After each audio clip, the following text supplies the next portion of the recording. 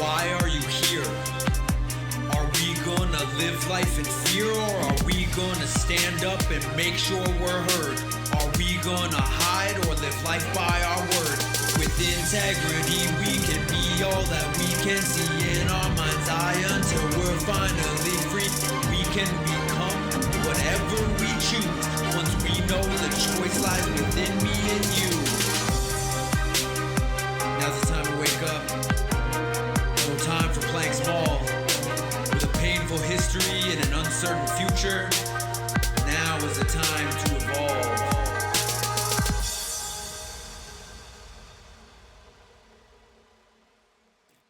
Hello. What is going on? Welcome and thank you so much for tuning in to the Unapologetically Human podcast with me, your host, Dan Boyven. A friend of mine shared a quote with me the other day that I think is really relevant for the times that we're living in and what we're all experiencing together right now. And that is, what is better, uncomfortable truths or comfortable lies? Every truth is a kindness, even if it makes others uncomfortable. Every untruth is an unkindness, even if it makes others comfortable.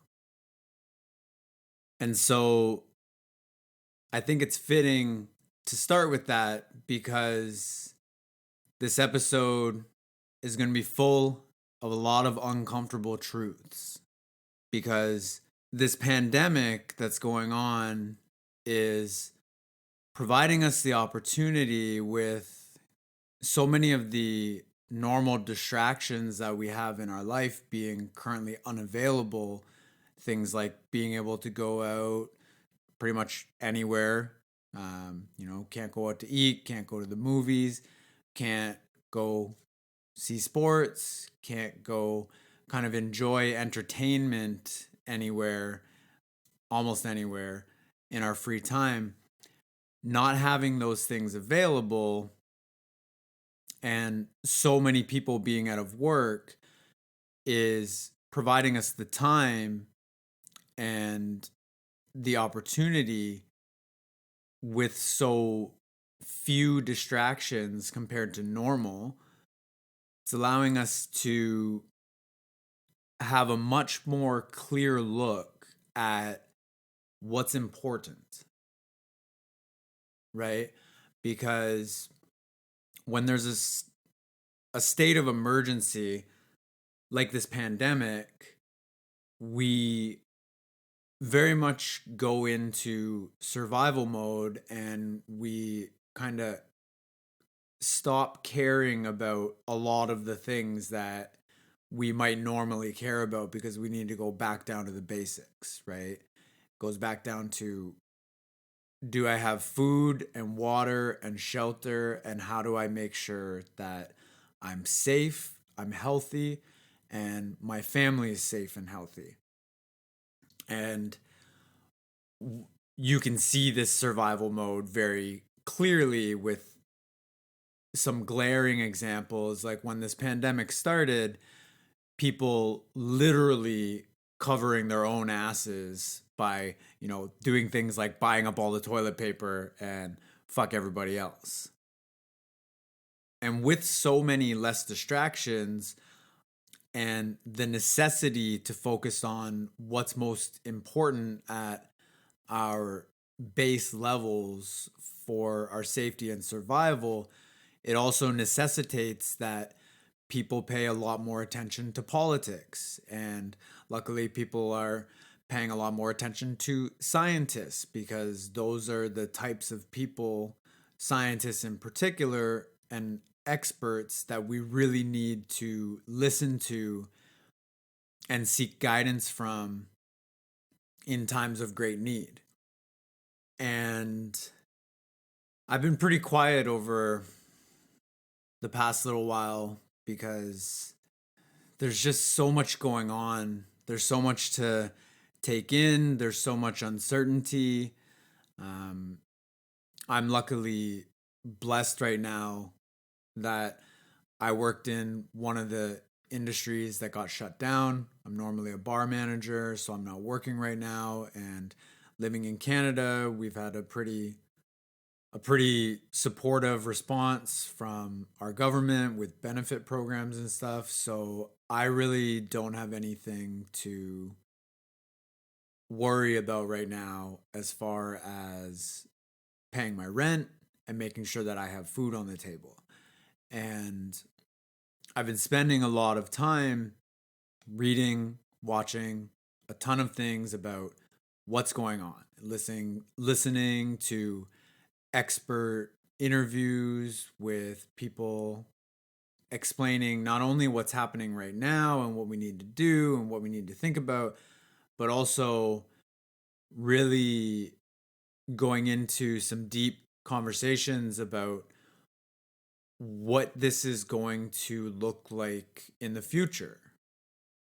You know, I think a lot of us are hoping to go back to some sort of sense of normality, get back to work, get back to, doing our regular things. And there's this question about what's the world going to look like after COVID-19.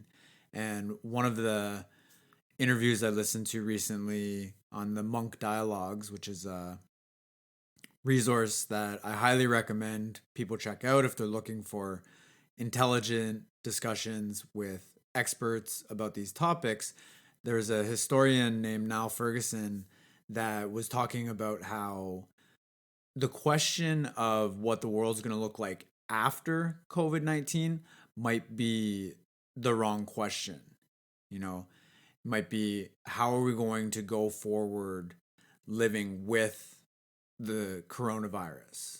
Because there's no guarantees that we're going to find a vaccine, or if we do find a vaccine, which looks like is probably going to happen, there's some good results so far, then there's a question of not having enough and how do we distribute it. And I've been pretty quiet because I've just been trying to take in what's going on. And I know that the situation that I'm in right now is not the situation that so many other people are in. Not only just in my country in Canada, but also around the world. And I'm by no means an expert to speak about this, so I have this concern and this resistance shows up for me that I don't want to kind of misspeak, or in researching to create this episode, I've really seen, there's so many people saying so much right now, and I don't want to be just another fucking person just sharing their fucking opinions about what's going on, because everybody's got an opinion. Even some of the people I've been listening to that I consider to be relatively smart, that I look up to and respect, I've really seen and heard a lot of people saying a lot of dumb shit about what's going on. And my goal, one of my main goals in creating this podcast, is to not just be another fucking mouthpiece spouting off about all sorts of opinions that I have about what's going on. But as the host of the Monk Debates and Dialogue says, we need to have more and better conversations about what's going on. So this is an attempt for me to do that, because I think that this pandemic is giving us a really good and glaring example of the failures of our systems. And how many more do we need? We've seen failure after failure after failure for so many years, and there's such a lack of trust in our governments and institutions because I think so many of us inherently know that this game of life is rigged against most people. You know, there is such a staggering concentration of wealth and power in the hands of so few people, and so much inequality, not only for things like wealth inequality, but also things like just having an opportunity for a decent life and a decent living.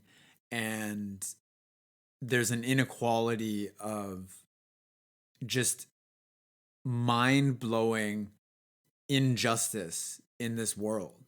And this pandemic is giving us the opportunity, another opportunity, to see that. So I titled this episode Political Pandemics because I think that in order for us to answer the questions about what's going on and why did this happen and why has the response been the way that it's been, particularly in places like the States where you're seeing this insane reality TV show that is US and world politics playing out in real time in front of us.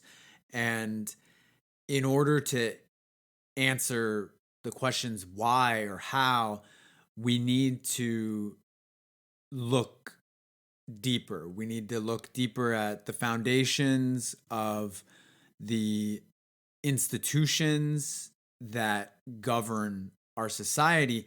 And we need to take a good hard look at ourselves individually and collectively for why things are the way they are, and to figure out what do we need to do, who do we need to be, and what's it really going to take for us to not only come out on the other side of this pandemic and prepare much better so that this kind of thing doesn't happen again, but also to fix the underlying issues that led to the poor response that we're seeing from government and institutions and from the public in certain ways as well.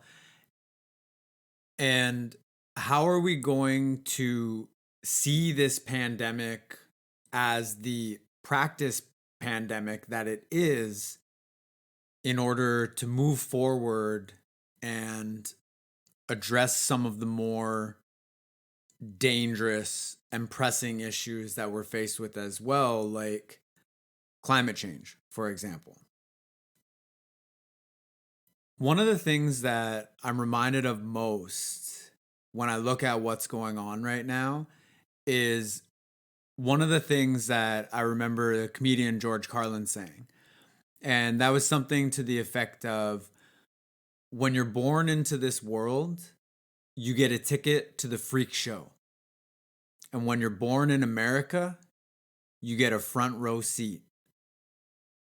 And in one of his stand-up specials, Carlin talked about how he loves when chaos is happening. He loves when fucking people are dying and society is collapsing and terrible things are happening. And the reason is because the systems that we live with are literally just so fucked. And I'm paraphrasing Carlin here, but they're so fucked up, the systems that we live in, that when there's chaos, it's like the only opportunity for us that the veil of all of our fucking distractions that keep us distracted from what's important, what's most important, that veil drops and we have a really good opportunity to slow down and take a look at what the fuck is really going on, and hopefully change some of the insane conditions that lead to there being so much injustice in this world that we live in. And while I don't share Carlin's sentiments to laugh about it and just say, fuck yeah, this is great, quite so much, I do recognize that these kinds of things happening they're really necessary for us to be able to see the things that more of us need to actually be focusing on, and to be asking more questions that we actually need to be asking.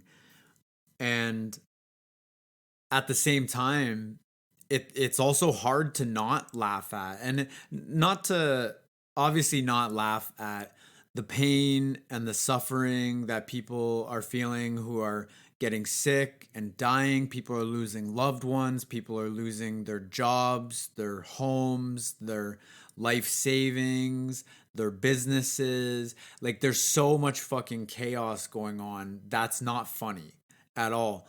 But I think one of the main things that we can see at times like this are just how absolutely mind-bogglingly absurd our world is. Because so many of the things that are going on, things like seeing Trump, seeing the president of the United States just say so many crazy things, and says one thing one day, says the opposite another day. He just blatantly lies. Like, seeing things like that happening at that level, and the chaos that ensues in our societies around us and what we're seeing in the news media, is there's just this high level of pure absurdity to what's going on. And I looked up the definition for absurd when I was writing my notes for this, and the words that the definition uses to define what absurd is are unreasonable, illogical, inappropriate, ridiculous, and foolish. And I think that in so many ways, those words are great characterizations of the world that we're living in and so much of what's going on. And, my last episode was all about conspiracy theories, because there's a lot of them going around right now.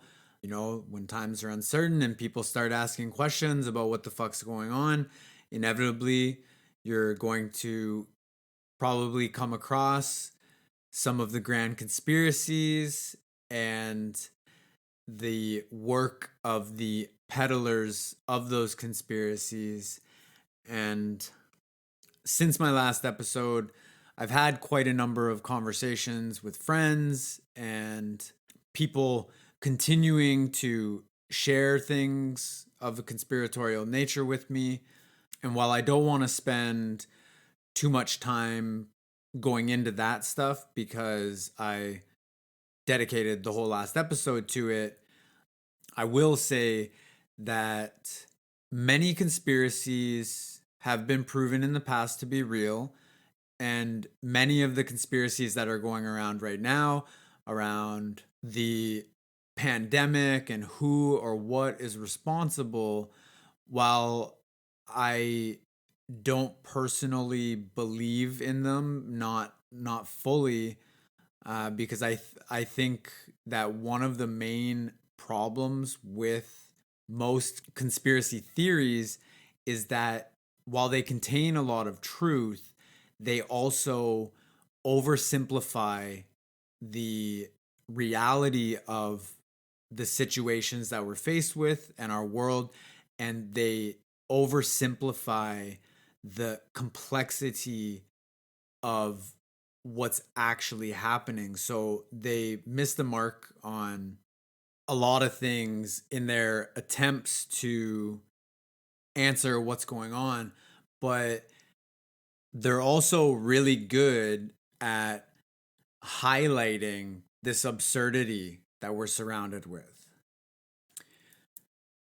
And while governments and corporations are notoriously terrible historically and currently, as we can see in a lot of ways with what's going on, they're terrible, and people have really good reasons to not trust the government or their institutions or the mainstream media and to seek out alternative sources for information.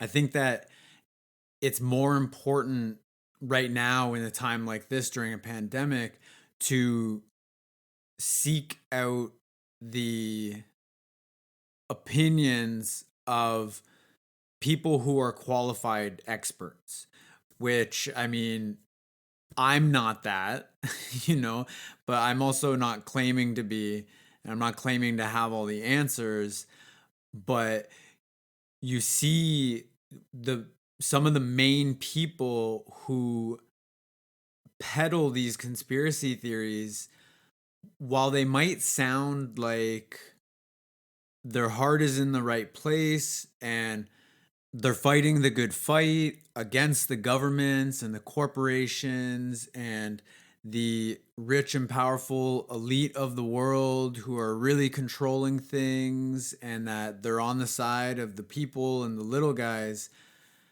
They also say a lot of batshit, insane, crazy things. Like someone like Alex Jones, who is a documentary filmmaker and a radio show host on his brand that he has called InfoWars. Like, this guy literally just said on his show recently, and I saw a video of this, that he's looking at his neighbors and he is preparing to eat his fucking neighbors because he's not going to let his daughters go hungry. And who knows? Maybe that's a reasonable response to what's happening if this situation, this pandemic, were to further dissolve into more social collapse and people don't have food available. Then yeah, maybe you need to be prepared to eat your fucking neighbors, which I'm not. But again, these things just show the absurdity of what's going on right now. And I highly suggest that rather than listening to people like Alex Jones, if you're worried about some of these conspiracy theories that are going on and stuff like that, I highly advise you to seek out interviews and videos that are the opinions of experts in many different fields, and to not base your opinion on the stories of individual so-called experts, like the woman in this documentary Plandemic that's going around, that from what I've seen, what I've read after looking into it afterward, because I watched this documentary, she's been thoroughly discredited. And it's more important now than ever that we don't forward information like that and share information like that without doing further research and doing our best with the time that we have to at least try to verify information from multiple expert sources before sharing it. Because in a time like this, if we're sharing information that isn't true, or it's breeding fear in other people, and it's just increasing the distrust in governments and institutions, that can lead to very real consequences of not only more people dying from going, like, not caring and going out into crowded places in this pandemic and spreading this virus that's going around, but also in furthering along and making worse the economic devastation that is happening right now and is going to continue to happen with the shutdown of the economy.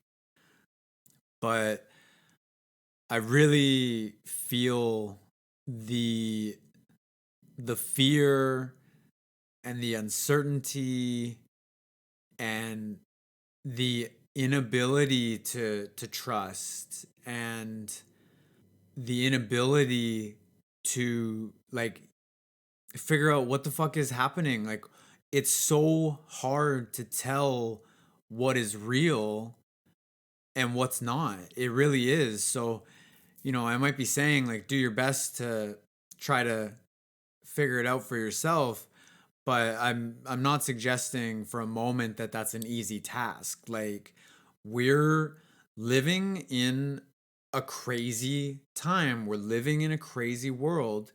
And honestly, like, part of the reason it can be challenging for me to figure out what I want to say for the next episode of my podcast is that I'm feeling that myself. I'm feeling all of this uncertainty and fear.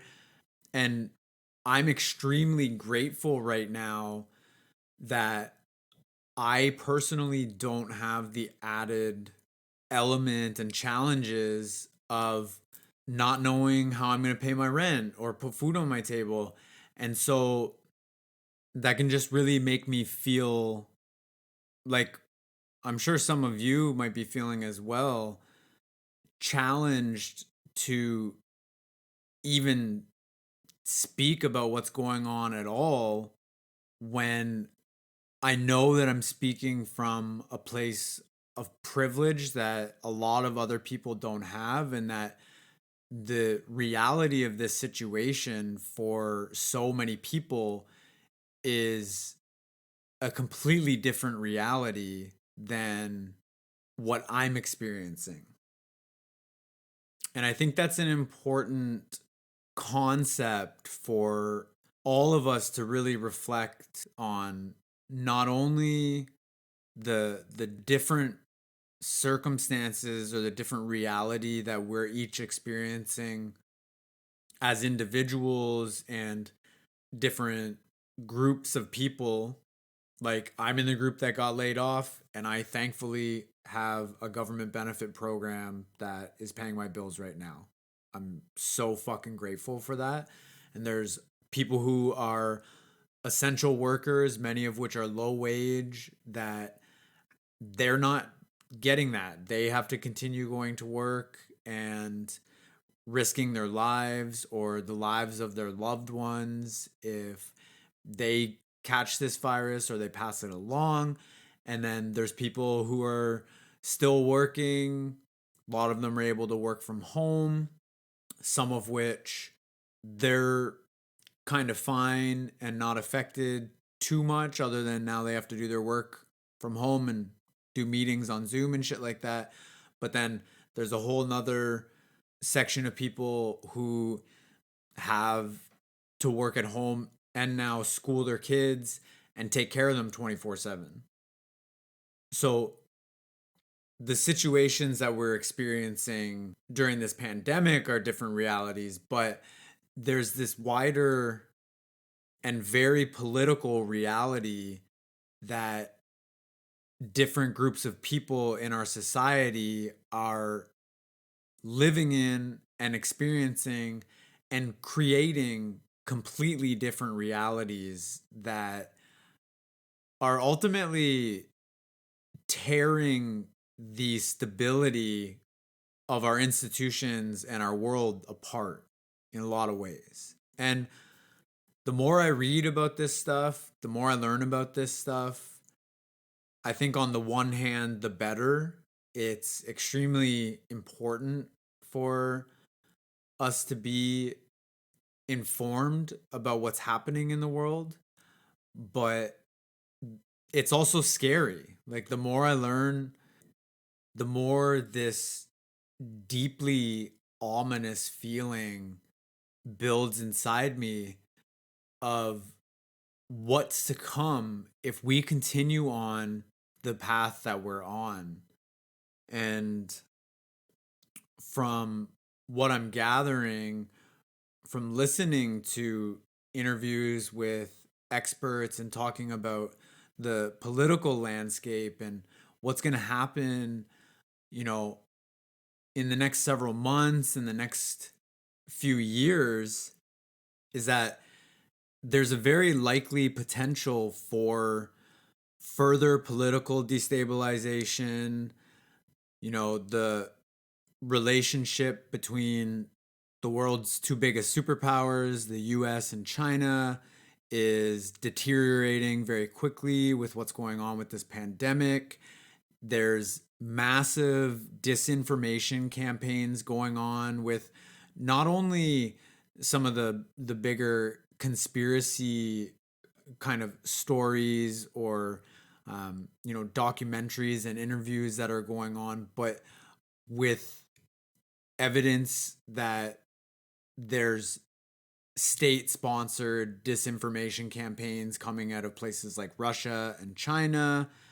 And much of what's going on stands to continue to increase the social and the economic inequalities that we see in our world. And there's a potential for the continued rise of and acceleration of the rise of authoritarianism in the world. There's potential for social collapse and things like famine.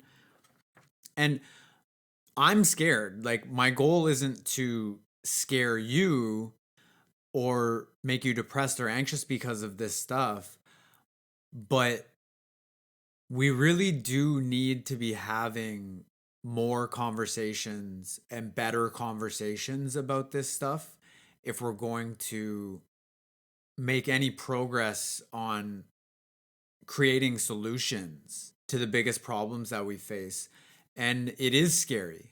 It's inherently frightening to think about the potential for social collapse and things like famines. But the normal world that we experience and the picture that we have painted for us by the media and advertisers and all of these industries out there that make billions of dollars off us to keep us entertained and distracted, they create a false representation, a false model of reality for us and keep us distracted from what's most important and having these types of conversations. Like, my girlfriend and I started watching the third season of the show Cosmos with Neil deGrasse Tyson. And if you haven't seen it before, I highly recommend it. It's a really great show. He explains not only things about the history of the universe and the formation of our planet and the history of culture, but he also goes into the foundations of our species and the development of our brain, the way we think, and the way we organize society and culture, and the power struggles that have come along with that throughout the history of our species. And one of the most exciting things about that show and about the time that we're living in, especially if we really pay attention to the important things that are going on in our world with our politics, with our governments, our institutions, one of the most exciting parts of our history and our collective story that is continuing to unfold in front of us right now is that this is also a story of heroes. Think of the doctors and nurses and the essential workers that are on the front lines of fighting this pandemic and keeping the most important parts of our infrastructure and supply chains going right now. Many of them are doing so because they have no other option, but many of them are doing so because they're brave and courageous people that are literally risking their lives and the lives of loved ones in order to fix things and in order to help and to save other people. And this story can, at least for the last few hundred years, be looked at through the lens of science and politics that we're seeing being raised up in this time when all of the other distractions fall away. We have nowhere to turn but to the science and trying to find the truth of what's going on and the politics of what's going on as well. And in the 4th episode of this series, Cosmos, the 3rd season, Neil deGrasse Tyson tells the story of this guy, Nikolai Vavilov, who was a renowned Russian geneticist. And he and his team were working on finding solutions to the famine that was happening in the Soviet Union under Stalin. And like so much of our history, through so many stories, many of which this series Cosmos talks about, the story of our species is one that is just filled with struggles for power and wars. And like he talks about how since the beginning of recorded history, there has pretty much always been famines going on around the world where like many large groups of people, and in many cases millions of people, have died from famine. Like millions of people consistently dying of starving to death throughout our history. And there's just this deep struggle between scientific discovery and truth that goes back even further before the scientific renaissance of the last few hundred years. There's a struggle between truth and power, between truth and corruption. And much of that corruption can be plainly seen in the realm of politics and in the ongoing story of the human condition and the struggle between good and evil that has been with us forever. A struggle between the best and worst parts of ourselves. It's a struggle between greed and selfishness and vicious competition, and between cooperation and compassion and empathy and love. And while I believe that everything in our world and within us is a result of evolutionary biological reasons why things are the way that they are, that were advantages for survival at one time, they're killing us now and they're destabilizing all of human society and our planet, the biological life support systems of our planet. And whether you believe that it is the potential corruption of the human soul, or you believe that it's purely things that are going on in our mind and in our psychology and our biology and our physiology, the corruption that is tearing apart this world in a lot of ways is based on our foundational beliefs of who we are and what we are and how we can or should or need to operate in the world.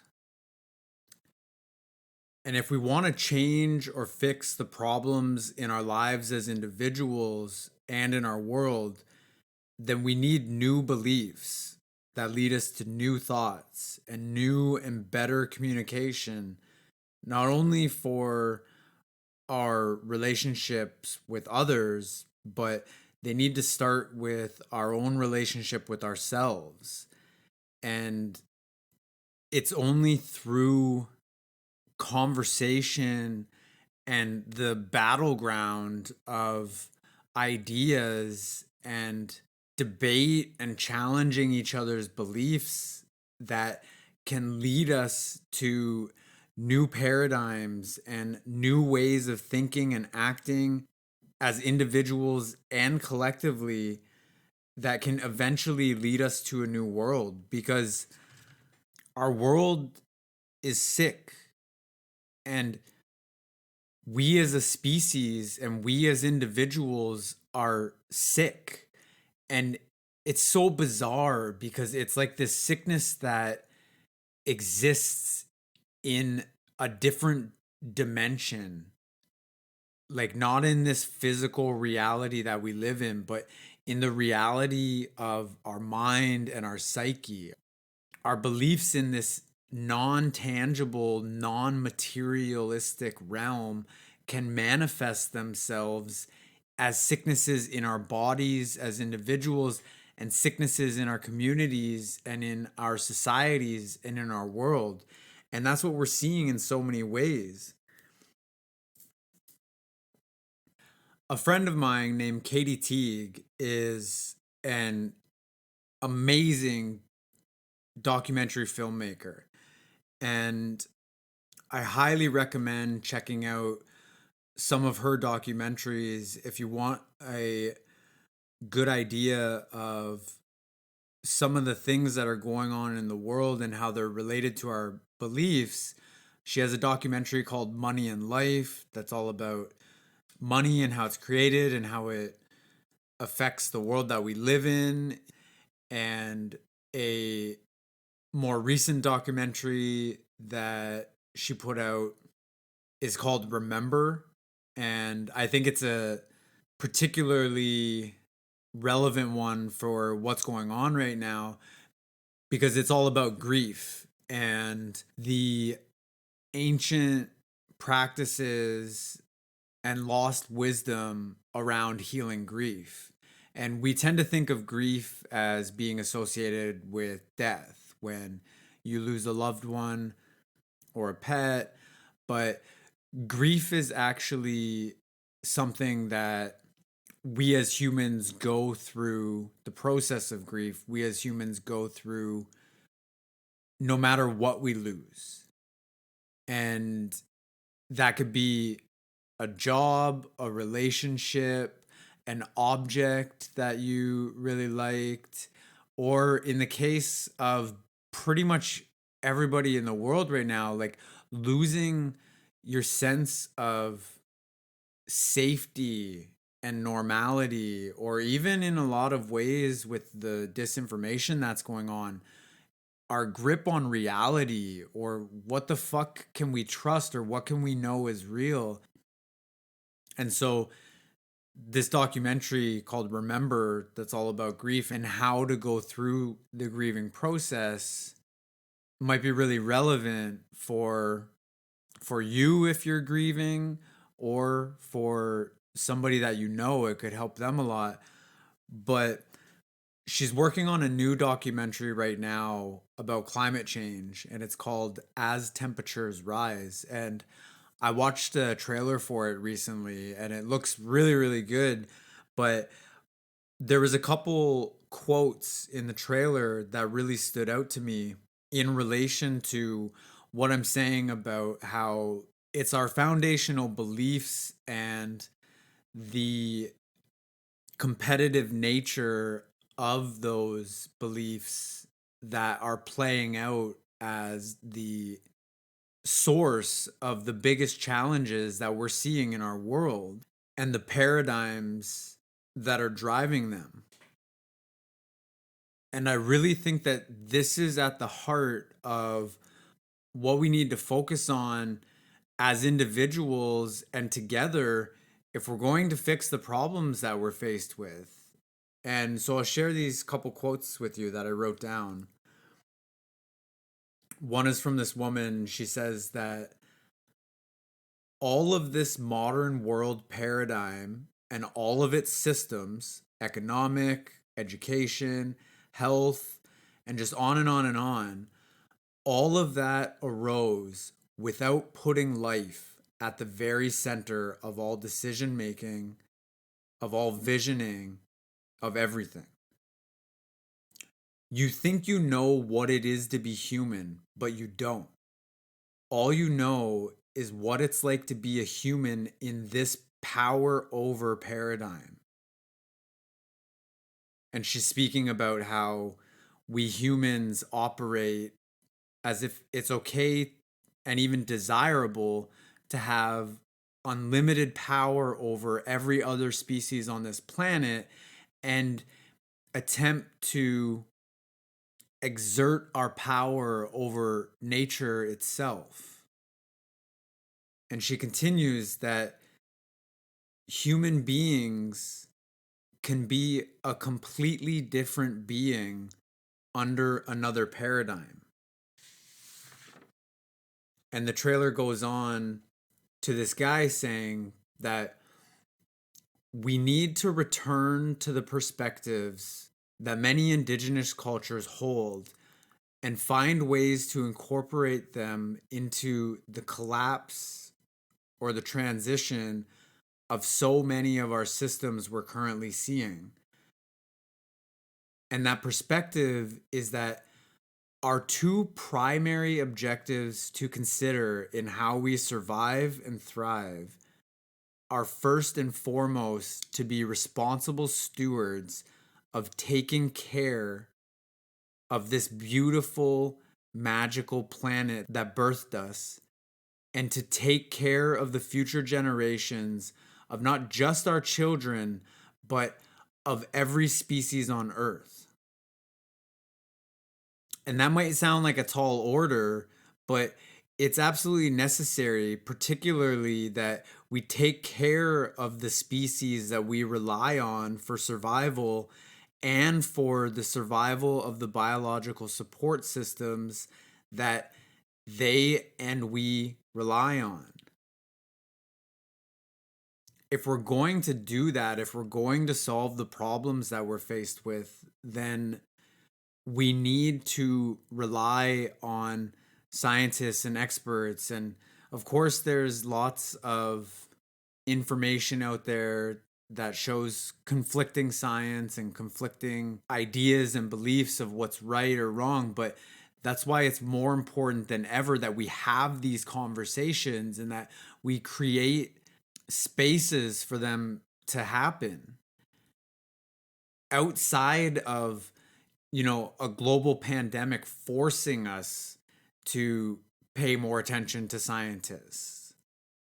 And we can't revert back to being hunter-gatherers to take care of the planet, but we can look at these different perspectives and these paradigms and find ways to incorporate them into our culture, our society, and our beliefs. Because right now, we're currently failing horribly at the most important things that we need to rely on in order to survive. And I think that one of the main things we as individuals, as regular people, need to focus on and talk about and learn a lot more about is economics. And I'm by no means a fucking expert in economics in any way, shape, or form, but I came across a TED Talk several years ago by an economist this woman named Kate Raworth.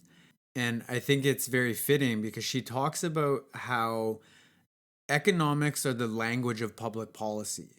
Economics dominates the decision making for the future for not only individuals, but also small and large businesses alike, and national governments and international organizations.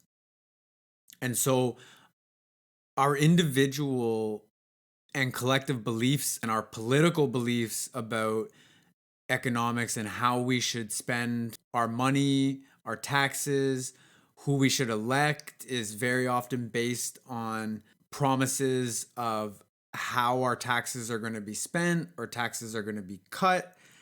And so much of the corporate and political corruption, or almost all of it, you could say, in one way or another, leads back to money, to economics, to the financial incentives for the richest corporations and the billionaires that operate them to do whatever they can to control our governments and institutions and the laws that are created or changed that govern the rules that we play this game by, the rules that will determine our ability to survive, let alone if we'll thrive, and if and how we'll address the glaring inequalities and injustices that are present in our political systems and our institutions and our society and our world. And one of the main beliefs in this area that many of you may have heard before is the term trickle down economics. And it's this idea that if you cut taxes for the rich and the corporations and the billionaires, that the tax cuts are going to lead to less wasteful government spending and more jobs created, more businesses, and that those advantages are going to translate into the money trickling down to the rest of us in society. And we've seen for the past couple or few generations under that paradigm and the policies that are driven by it are just fucking wrong. They're failing. And the only way we're going to fix the issues that we all face is if we find ways to have conversations about this stuff and about what are some new things that we can try, right? And there are many people, including many super rich people, that they see that the system's broken and that we need to fix it, and we need to do things like, rather than sharing conspiracy theories about the people at the top that are fucking controlling everything, we need to listen to and have and share conversations with the people who have extreme amounts of wealth that are saying, look, here's the problem we need to fix. And to have those conversations on a much larger scale in our society. And that can't happen without regular people paying attention to that kind of stuff and supporting that stuff and asking for that stuff, because that's what translates into politicians paying attention because of what the public cares about and what the public demands. And there's this guy, Mark Cuban, who is a billionaire. He's an entrepreneur and an investor who owns the NBA team, the Dallas Mavericks. And he was on the Daily Show with Trevor Noah recently. And something that he said was that in the past, a lot of people would talk about trickle down economics. I think one of the lessons we're going to learn from all of this is that it's time for trickle up economics. We're only as strong as the base layer of all of our employees. All of those people who struggle, who get paid hour by hour, and who don't know how many hours they're going to get, if we don't take care of them, there is no economy. And we're learning that very quickly right now. But if we're going to have a conversation about trickle up economics and what that is, then as far as I understand it, that's inherently a conversation about taxing the rich more to give more of the wealth that's being generated in our society to the masses of people at the bottom. And that's one of the age old struggles in our society and of being a human in general. It's this idea of the rich versus the poor and the politics of how that plays out. Like, one of the best quotes I've ever heard, I don't remember where I heard it from, but it's always stuck with me, is that politics is the art of getting votes from the poor and campaign donations from the rich by convincing them both that you'll protect them from each other. And I don't think there could be anything more beautiful in its simplicity to explain one of the foundational challenges at the heart of so many of the individual and collective challenges that we're faced with. And one of the main ideas of what that could look like or needs to look like, many people would say, is this idea of average citizens getting something called a universal basic income, which essentially guarantees that everybody has enough money to cover their basic foundational needs like rent and food, or at least like a good chunk of it, so that we can then have more safety and security as a society and less poverty and hardship. And then from that foundation, we can go and we can compete with each other. But what that would require is obviously a lot of fucking money to pay for it. And there's a lot of ideological battles about that. You can't obviously take money from the rich and give it to the poor or distribute it to everybody and just give people free money for not doing anything and not earning it. But one of the monk debates that I listened to recently was about whether or not we should raise taxes on the rich. And so, on the side arguing that we should, there was this one guy who's a well-known economist, I forget what his name was, and there was a former prime minister or president of Greece, whichever one they have. And then on the arguing against it side, it was Newt Gingrich, who is this, as far as I know, Republican political pundit. And then this other guy who's also an economist that worked in the Reagan administration. And so the side arguing for the debate resolution that we should raise the taxes more on the rich, they won the debate. They basically won over a 12% increase of the audience for a total of 70% of the audience agreeing that we should raise the taxes on the rich. So it was only 58% at the start of the debate.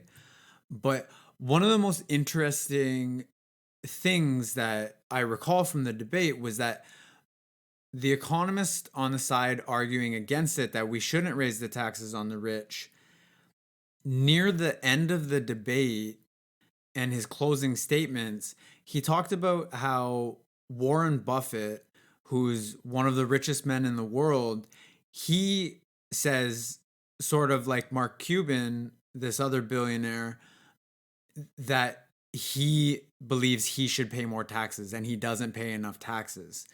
And this economist was essentially arguing that we need to not just raise the taxes on the rich because they're rich. They have all the lawyers and accountants that you could possibly need, and they just put all their shit in tax havens, and then the government doesn't get the money anyway, so it just doesn't work. So what we actually need to do is we need to reform the tax system, which would result in essentially, I think he said Warren Buffett paid like, I don't know, several $1 million for taxes this one year.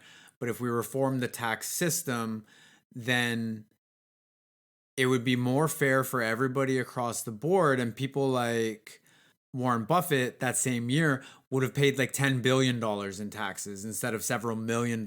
And that he thinks that that's what we should do and that that's fair. So essentially, he's arguing that the rich should pay more in taxes as well. It's just a difference of how we accomplish that goal and don't have them just flee and hide their money in tax havens and then we don't get the money anyway, right?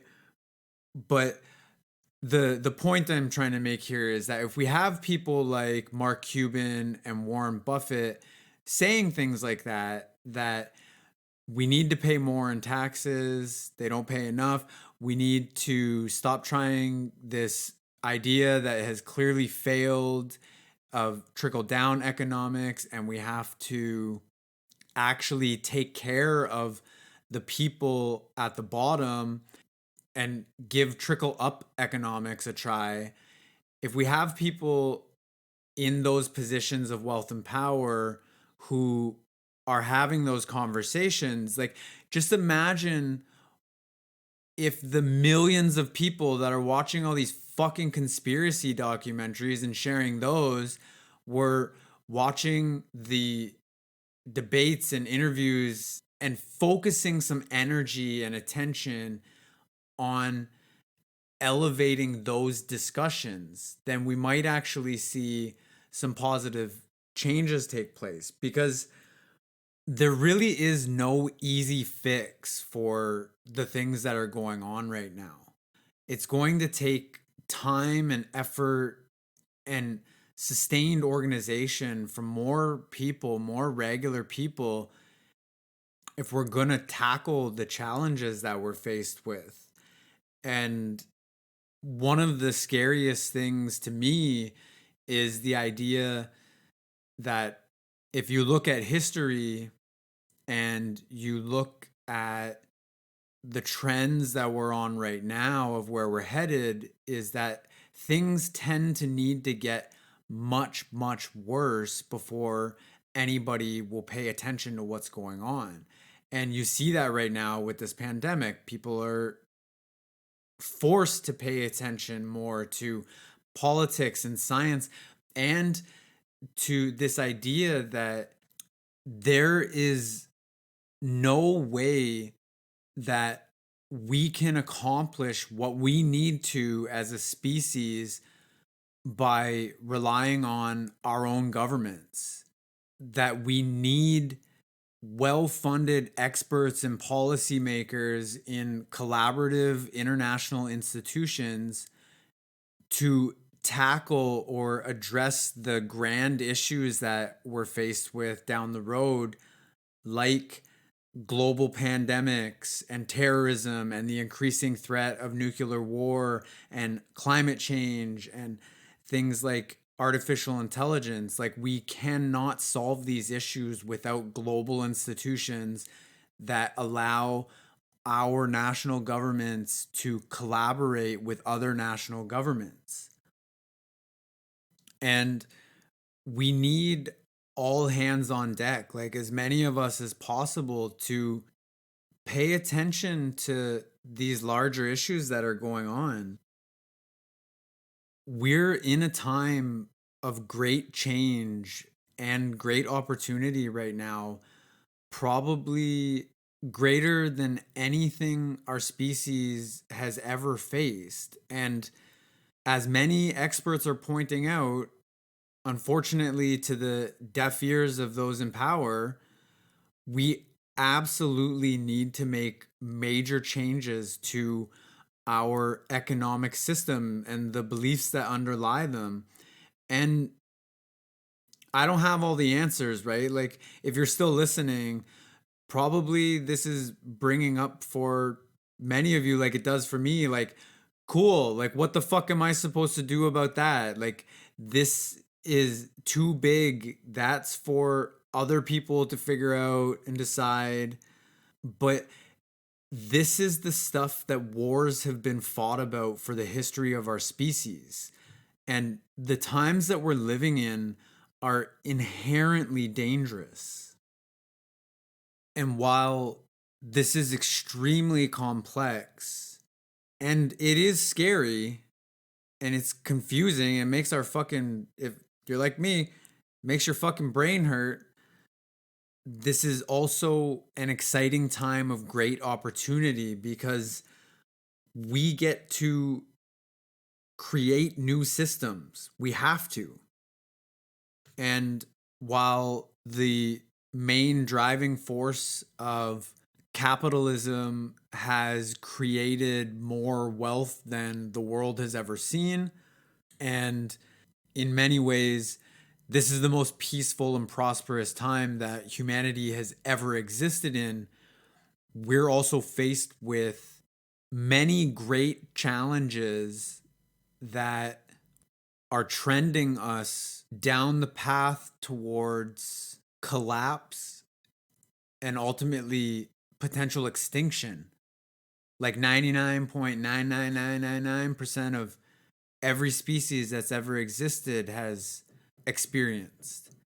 And in many ways, capitalism is driving us towards destruction. And this is obviously some heavy shit, you know? It's easier to just ignore it. But I think it's really important that we have these conversations and we understand what's really going on at the heart of the biggest challenges that we're faced with, and that we have a language to talk to each other about it with. And one of the main languages that we've really lost in public discourse and the media is this idea of class struggle, that the competing interests of different classes are actually a really good way to talk about and dissect and understand the issues that we're faced with. But anytime you hear that conversation come up with maybe people like Bernie Sanders or something like that, the media and the rich go, "Oh, you're trying to start a class war." But that's what this is. That's what's happening. And it's been the case throughout all of history, this class struggle. And we need to have the language that's necessary to understand what's actually going on. And if you want a really good example, a really good breakdown, an explanation of what's happening in the politics that lead to things like this pandemic being worse than it needs to be because we don't have the resources and the response from the institutions that are necessary because they get defunded by the politicians and the ideological people with so much wealth and power that fund them and help to get them in office and get the laws written for themselves. If you want to see a non-conspiratorial explanation, I suggest you look at, there's a documentary that's called Requiem for the American Dream, and it's a series of interviews with one of the most world renowned public intellectuals and political theorists and political dissidents named Noam Chomsky. And he's an incredibly intelligent guy, and he breaks down step by step all the main big issues of how the rich and the corporations control our politics and our laws, and through them, all of us. And in this, he gives you a really good explanation of how these beliefs are baked into our government and our institutions and our societies, even into like the Declaration of Independence. He explains how, you know, if the masses are able to all just vote for it, then they'll essentially vote to take away money from the rich to give to themselves. And so the rich obviously are like not going to fucking let that happen. And he really gives you a window into the psychology of powerful people who live in a different reality than the rest of us, the normal people, and that they very openly, very publicly suggested things like they need to direct the public's attention to superficial bullshit so that they'll be kept out of our hair and we can go on and run things however we want. And that there's even this one quote that he shares that one of the leading public intellectuals of the early 1920s wrote about how the public must be put in its place so that each of us may live free of the trampling and the roar of a bewildered herd. So it's like, to many people in places of wealth and power that we can't even imagine, they live in a different reality. They're driven by a different psychology. But we have to figure out ways to communicate with each other to solve issues, because this type of class struggle and class warfare shit has been going on forever. Like, you can look at history, look at wars, look at social collapses, look at the political and economic injustices. It's like it's there. And I think to a certain degree we all understand. But what we tend to not understand and we don't want to look at is our own place in this whole mess, in keeping this in place. And when you see things like these grand conspiracies of the people in control, much of which is true to a large degree, what often is skipped over and that we don't want to look at is that we're, regular people are not just victims of the systems that we live in. And one of the most prominent conspiracy theories about whether you call it the Illuminati or the New World Order of who's controlling us, it usually shows, you may have seen them, or you can look up New World Order and look at pictures of it. You'll see this diagram of the rich and the government and the corporations and the bankers at the top and the religions underneath them. It's only in the past few several hundred years that religion has lost a lot of its prominence and dominance in our society because of the struggle against science and truth. And as you get further down to the bottom of the pyramid, you have the working class, and then you have between the rich and the government and the business corporate leaders and stuff like that, you have the military as their fucking goon squad to protect them from the poor. And then you have the working class, the middle class, and the poor underneath them.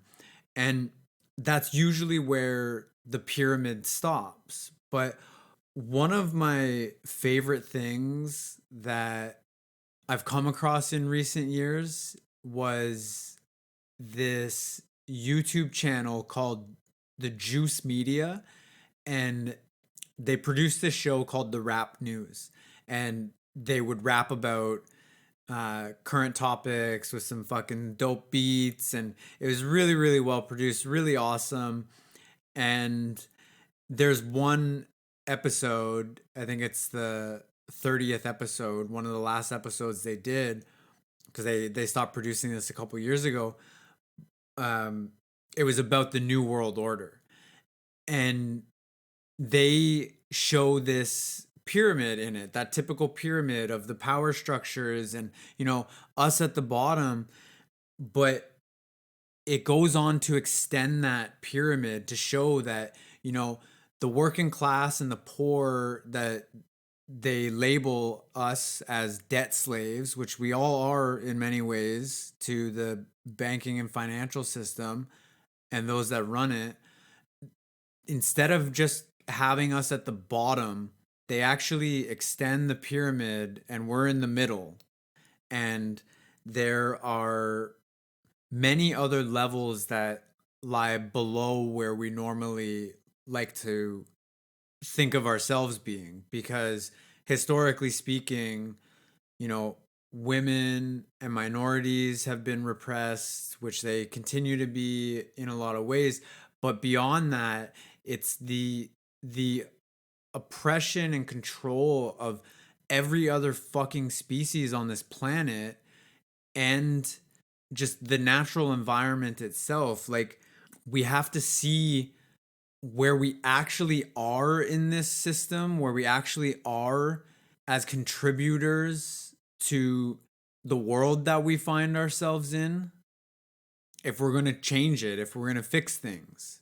And it's hard to do. It's hard to shift your perspective to look at the ugly fucking truth of how so many of us, myself included in a lot of ways, I'm not condemning anybody specifically, but how we contribute to the issues that we're all facing because of our allowing ourselves to be distracted by the superficial bullshit that is being constantly fed at us. And the creators of this Rap News said about this image that they created, that by not recognizing our own place in the pyramid or power, we inadvertently support the existence of the very structure of injustice which we seek to end.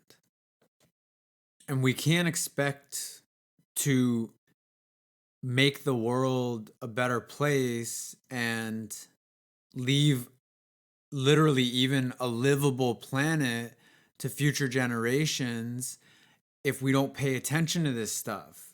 If we prefer to engage in paying attention to and talking about things like, so many millions of people would rather talk about fucking Game of Thrones and what's happening in some fictional universe rather than the very real drama in the reality that we're facing.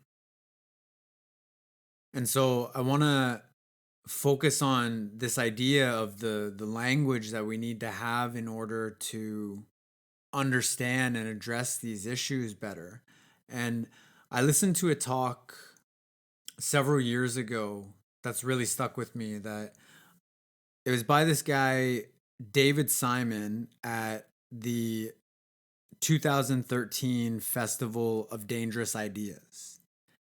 And David Simon used to be a journalist covering politics. He became a filmmaker, creator of the really popular show The Wire, that was based on the very real political challenges and things that underlie the crime in the city that I think he lived in, like Baltimore. And David Simon also has won like a $500,000 what's known as the Genius Grant from an organization called the MacArthur Foundation. And I found these words have really stuck with me for quite a long time as well. So I want to share a few of the notes I have of what he said.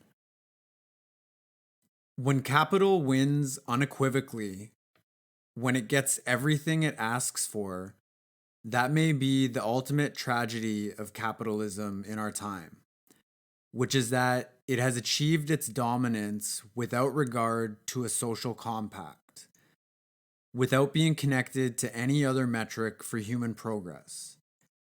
We understand profit. In my country, which is America, we measure things by profit. We listen to the Wall Street analysts. They tell us what we're supposed to do every quarter. The quarterly report is God. Turn to face God. Turn to face Mecca. You know, did you make your number? Did you not make your number? Did you want your bonus? Do you not want your bonus?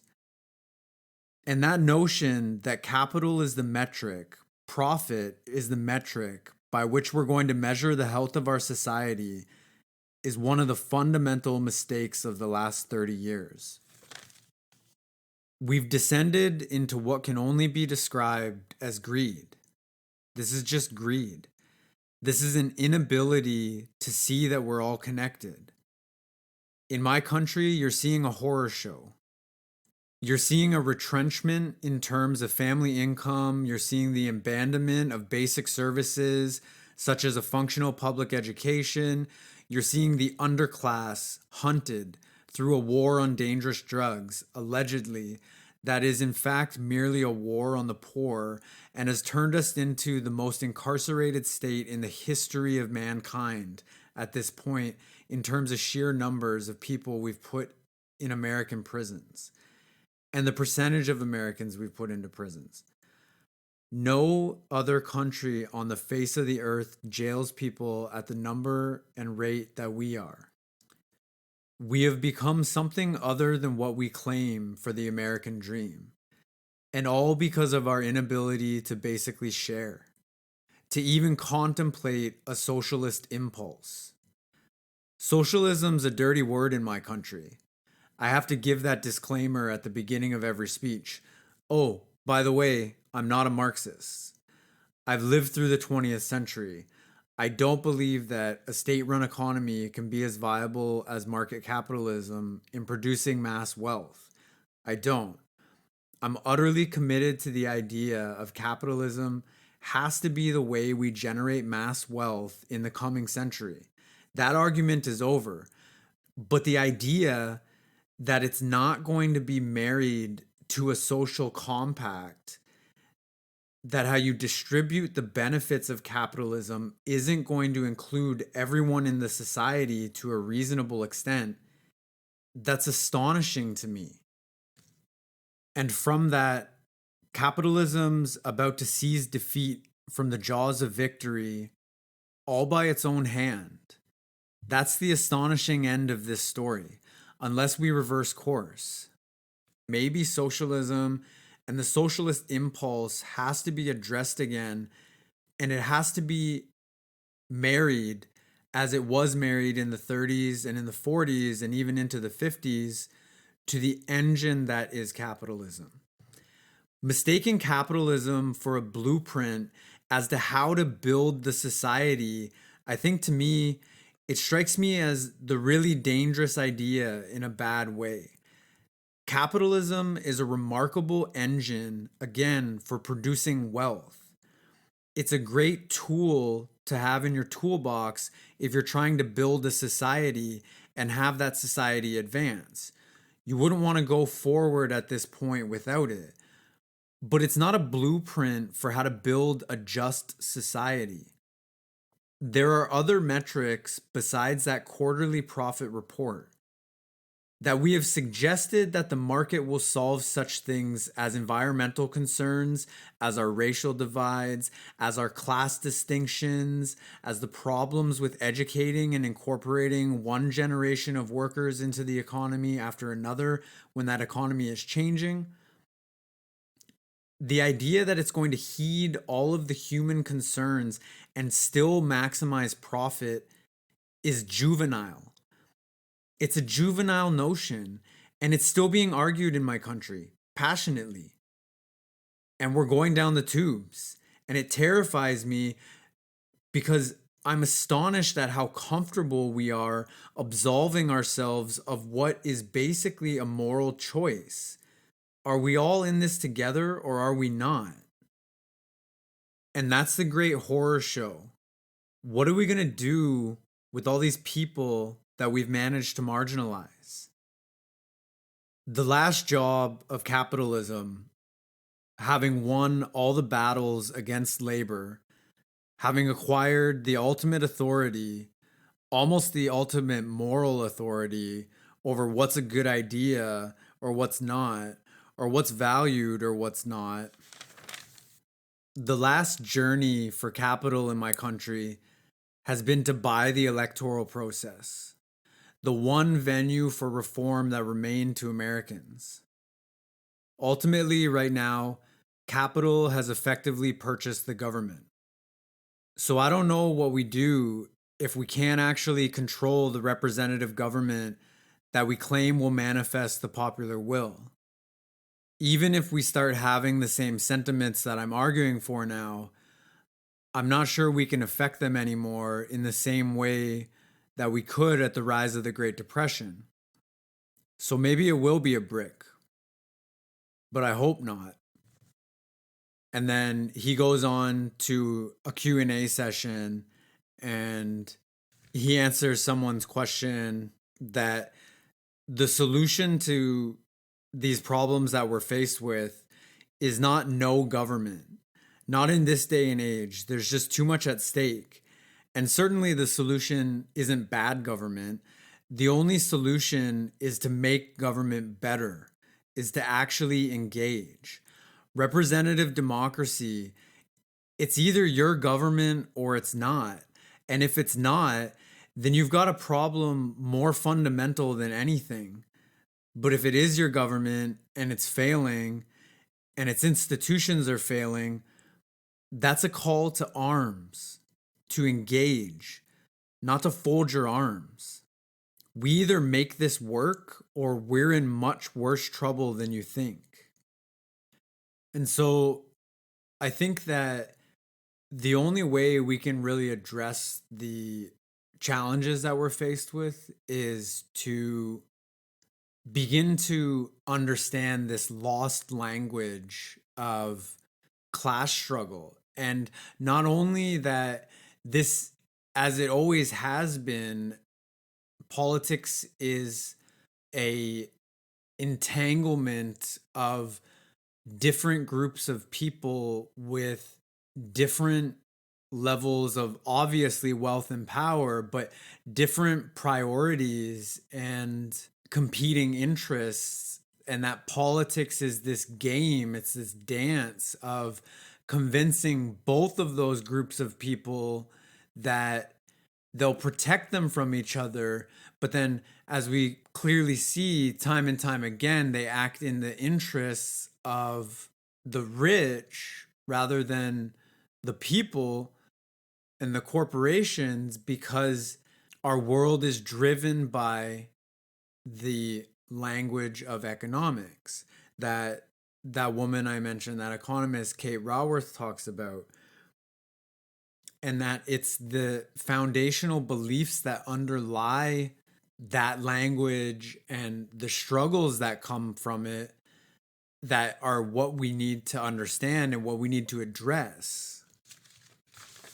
Because as I imagine many of you have heard before, this idea that having economic policies and a belief that we can have infinite growth on a planet with finite resources is incompatible with reality. But that's what we do. That's what we try to do. That's how our system is built. And this woman, this economist, she talks about that we currently have economies that are designed to grow whether or not they make us thrive, when what we need are economies that make us thrive whether or not they grow. And that we need to break our addiction to this growth, and we need to redesign money and finance and business and government to be in the service of people and to create economies that are regenerative and distributive by design, rather than what we have now where they are centralized and funnel all of the wealth and power up to very few people. Part of the reason that we created political systems and how we use them in the first place, I've heard it said, is in order to save ourselves from our own worst impulses. And it's been a good run, and we should be extremely grateful for the levels of relative stability that we've had with the systems in place as they are. But it's extremely naive to think that they'll last, or that we can just continue to sit back as if this is some sort of spectator sport that we just get to watch and we are not players in this game. Because aside from things like what's happening right now, like this pandemic, we have a lot of other existential threats that we're faced with that we're going to need to continue to rely more and more on the research and the opinions and the public conversations between scientists and economists and experts, and more people being engaged so that we can fix things, we can overcome them, we can transcend them. And on one hand, I kind of like don't understand how more people aren't interested in engaging with what's happening in the real world rather than these false realities that we've had created around us.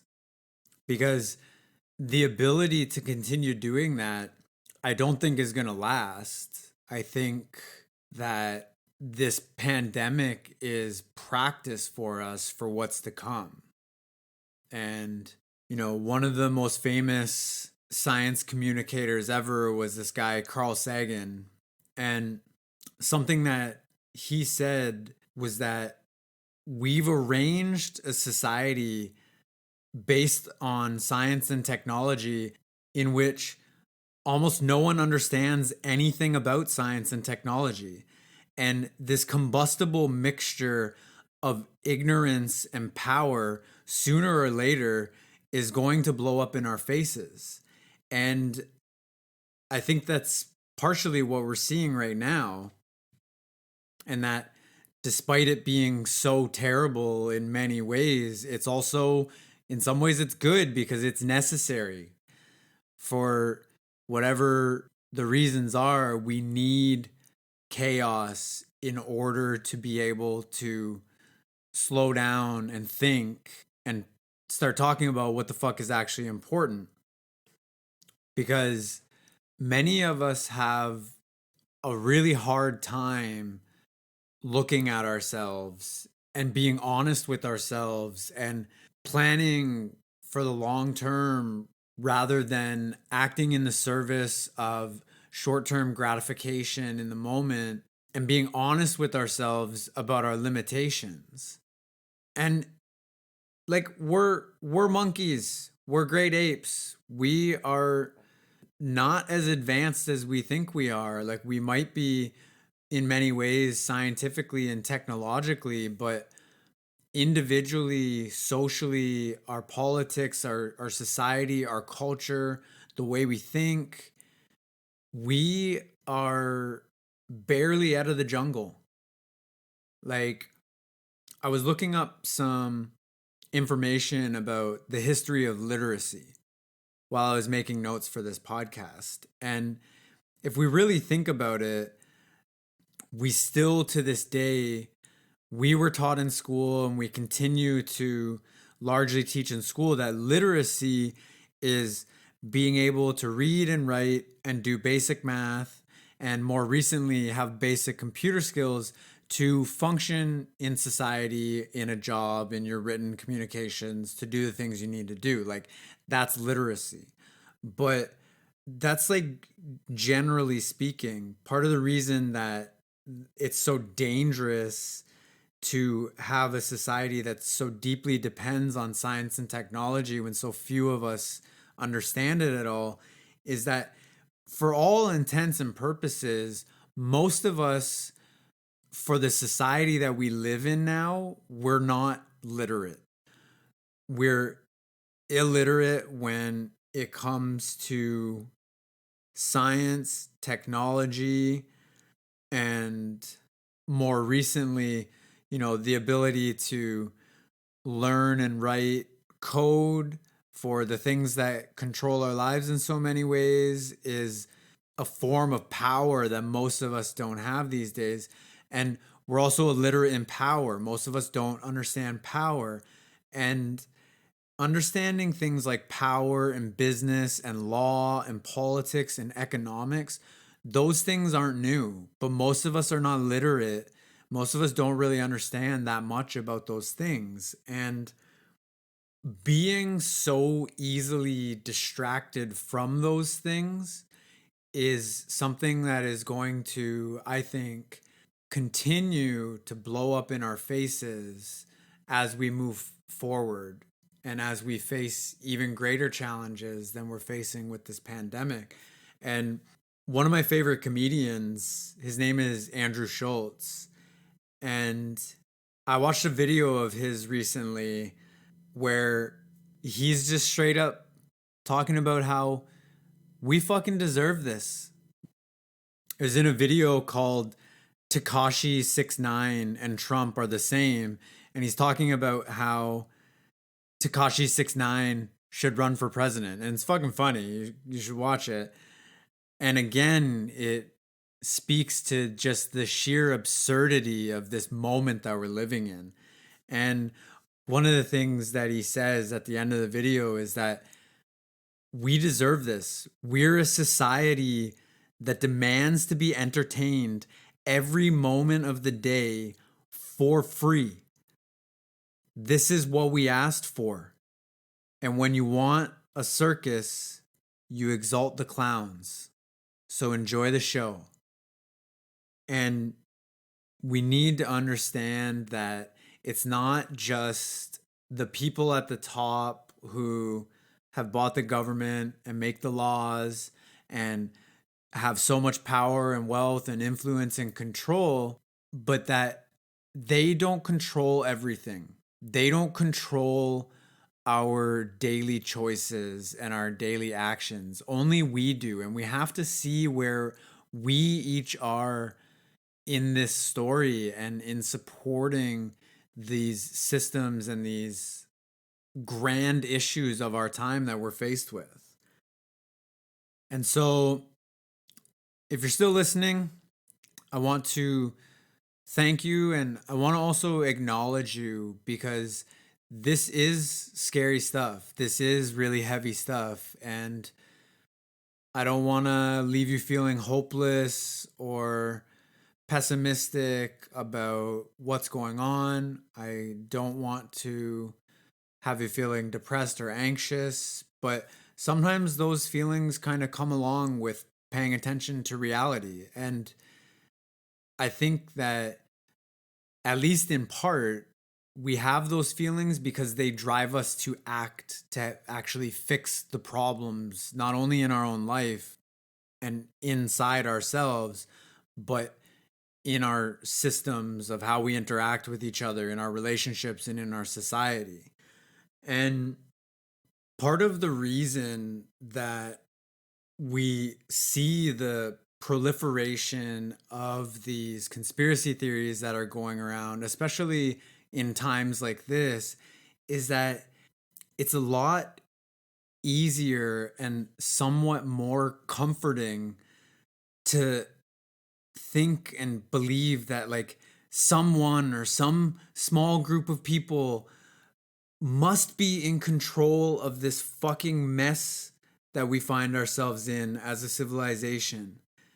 Because while it's scary to think that there's these quote unquote evil people out there controlling everything, it's fucking way more terrifying to think that nobody's in control and that barely anyone even really understands what's going on.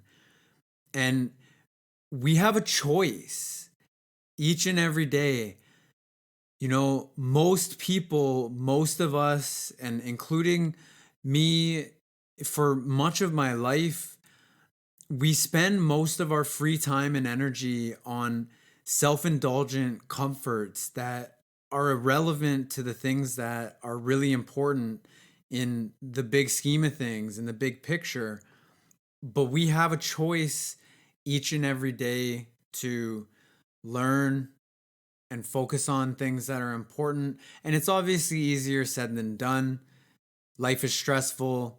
Shit's fucking crazy that's going on right now, especially, you know, people have a lot of responsibility with kids and their jobs and all sorts of stuff. It's not easy, but it's my understanding that this is the price that we pay for being alive, is that we can choose to be focused on ourselves and be individualistic and selfish.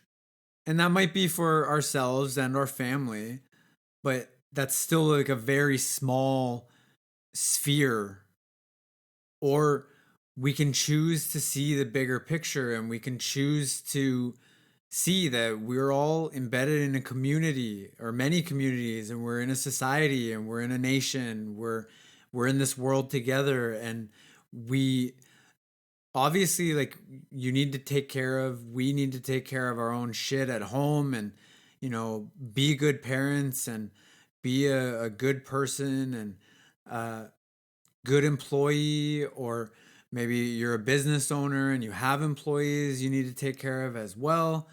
But we can't continue to neglect the fact that we're also citizens, and we need to be involved in politics. We need to be involved in what's happening in our neighborhoods, our communities, our cities, our countries, our society, and our world. Because if we don't, if more of us don't remember to focus on that more, then I fear that we're headed towards an absolutely disastrous future. But although these are scary times, there is a ton of reason for hope and optimism for our future. And each of us is a node in a network. We are connected to so many people, especially with the internet. And there are so many amazing people, amazing organizations out there, and incredibly good-hearted and intelligent people that are working on solving these problems. And each of us can use our networks and our own power to, rather than feel like we're just controlled by these centralized top-down systems, regardless of how much truth there may be in those, rather than focus on that stuff, we can choose each and every day to learn about and focus on and support the research and the people who are actually working to solve the problems that we're faced with. And we're really in a race against time. You know, this pandemic is not anywhere near close to how bad it could be. And it's not a matter of if, it's only a matter of when the next pandemic is going to hit. And we have all of these other existential threats and grand challenges as well, like climate change, that we get to choose each and every day. what are we going to do? Are we going to just distract ourselves from the stress and reality of the challenges that we face and just day after day after day focus on ourselves and just relaxing and entertaining ourselves outside of the stresses that life brings us that will lead us to much greater challenges and stresses down the road? Or we can subject ourselves to spending a little bit, it doesn't have to be anything crazy, just a little bit of extra time and money learning about the problems we are faced with and supporting the people that are actually working to fix them. Like, we have so much power and so much choice. And it's a shame that so many people give that away and act like there's these other people in control and there's nothing we can do. And part of the reason that we do that is because it's fucking convenient that we don't have to take responsibility for helping to actually fix anything because we can just shrug it off and say, there's nothing we can do about it. But there's amazing people, incredible organizations doing amazing work, and they need more volunteers. They need more funds, and we can do things ourselves with some of the free time that we have to do that volunteer work, or rather than going out for dinner, when hopefully we'll be able to do that again sometime soon, or rather than going out for dinner or to a movie or having a couple drinks out, maybe once a month we don't do that and we donate $10 to an organization that's doing great work. And if you don't have the time or the money, you can still learn. We can learn pretty much anything we want for pretty much free on the internet these days. You can learn, you can support people's work by sharing it and helping them get more volunteers and funding that way. And we can engage in the political process more and get more people and funding, more resources allocated to solving the problems that we're faced with. And so, to any of my friends that I've recently had some conversations with about these conspiracy theories that are going around, or to anybody listening that is worried about that type of information that you may have come across, I really, really encourage you to get your information from more trustworthy sources. Some of my favorite ones are places like the Monk Debates and Dialogues. They have some amazing guests on talking about what's going on right now in relation to coronavirus. There's an organization called Future Crunch that they focus on giving really good news about the advances in science and technology and public policy and shifts in our culture and all sorts of great stuff. They are publishing a coronavirus daily dozen where they're every day or two they're posting a dozen stories of great things that are happening in relation to coronavirus. And one of my favorite YouTube channels that gives like really amazing, well animated and researched science and technology and philosophy videos is a channel called Kurzgesagt. It means in a nutshell in German.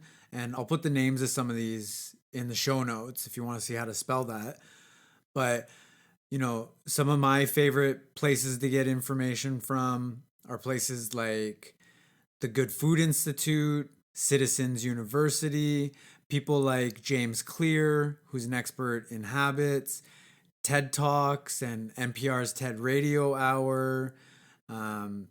If you want to get really in-depth political stuff that is really well researched, there's this author that I've been following for years and supporting on Patreon. His name's Nafiz Ahmad, and he has a publication that he publishes on Medium called Insurge Intelligence, where he does these super deep dives into what's going on right now. And he actually, one of the more recent things that he wrote about what's going on with the coronavirus, at the end of it, a couple things that he says is getting through coronavirus will be an exercise not just in building societal resilience, but relearning the values of cooperation, compassion, generosity, and kindness, and building systems which institutionalize these values.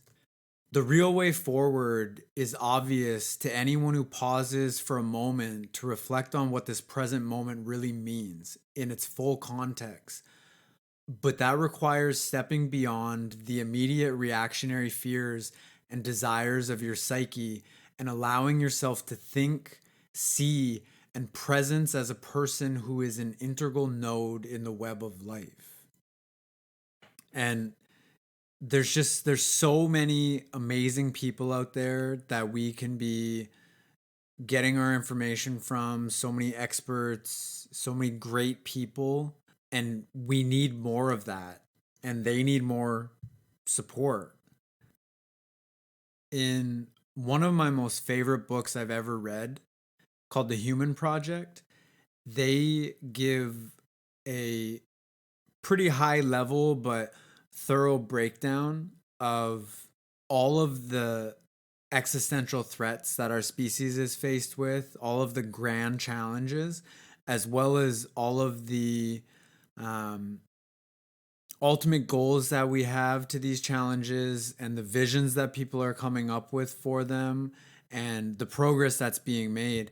And one of the most important things that I remember to think about and I fall back on, especially in times like this where things are so uncertain and they're scary, is that there's literally hundreds of millions of people and trillions of dollars being spent on fixing all of the problems that we're faced with. And while that's great and it's something to remember, we have no guarantees. And the only way that we're going to have the best shot at solving these grand challenges and averting catastrophic disasters is if we have more people like you, just regular people, getting involved and getting your information from high quality, reliable, reputable sources. And that's one of the most important things that we can do right now is to share information responsibly during these times, because disinformation and spreading fear can have very real world consequences. And to support people creating good information. And in the realm of conspiracies, we really need to, for ourselves and for those around us that we see engaging with these types of materials, we need to stop searching for easy answers, because there really are no easy answers to the problems that we're faced with. And there's so many other things that you can do, that we can do to help out during these times, to literally help save people's lives. Like, we can give blood if we can give to food banks, we can donate to, there's a million different organizations we can donate to if we have the money to, or we can donate our time, we can volunteer. My girlfriend and I have been volunteering a little bit with a neighborhood organization to help go get groceries for people that aren't supposed to leave their house. There's organizations of people all over the world doing that kind of stuff right now. If you want to find a way to actually help, then there's literally a million ways that you can do that we can all do that, and we can encourage other people to do so as well. It's all a choice. It's always our choice. So I'll leave it at that. I'll stop blabbing. That's it for today. If you enjoyed the show, please give me a review or a rating on iTunes or wherever else you get your podcast. Share it. Tell your friends about it. If you didn't like it or you have feedback you'd like to provide me on anything as well, let me know. I welcome that as well. Until next time.